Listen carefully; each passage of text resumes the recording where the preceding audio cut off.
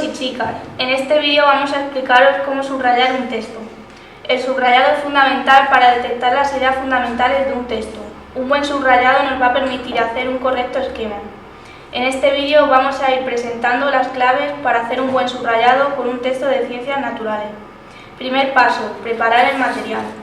Necesitas un texto que subrayar y algo con lo que hacerlo. Para subrayar no es necesario muchos colores, con uno o dos es suficiente. Si solo tienes un color, con un lápiz es suficiente, ya que puedes utilizar 2 o 3 trazados diferentes. Si tienes 2 colores, puedes utilizar uno para las ideas principales y el otro para las secundarias, y algún trazado diferente para los datos. Los marcadores pueden estar bien, pero debes intentar que no traspasen la hoja, y no debes utilizarlos en exceso. Con 2 colores puede ser suficiente. Si tienes mal pulso, puedes subrayar con una regla, si no, no es necesario. Segundo paso, el momento del subrayado. Vamos a subrayar el texto después de la lectura, tanto de la prelectura como de la lectura comprensiva. Por tanto, el subrayado es la segunda tarea que hacemos al estudiar. Tercer paso, comenzamos a subrayar. Tenemos que tener claro que subrayamos para seleccionar la información más importante, es decir, las ideas principales, algunas secundarias y los datos. Uno de los errores más frecuentes es subrayar más de la cuenta. Cuando nos pasamos subrayando nos desviamos del objetivo principal. Esto suele ocurrir cuando no entendemos bien el texto.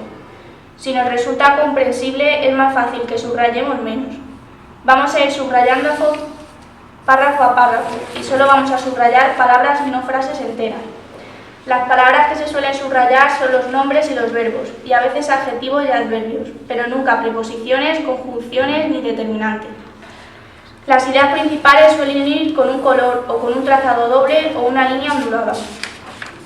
Las ideas secundarias pueden ir con otro color o un trazado simple con línea recta.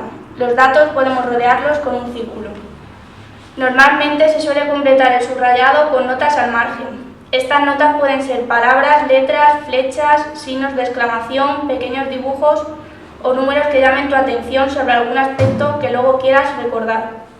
Cuarto paso, comprobamos el subrayado.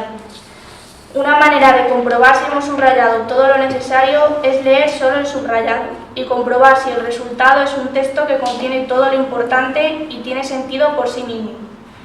Si no lo tiene, podemos subrayar un poco más o un poco menos, hasta que lo consigamos. En ese momento dispondremos de un magnífico resumen del texto. Esperamos que este vídeo sobre cómo subrayar un texto os haya resultado útil. Un saludo.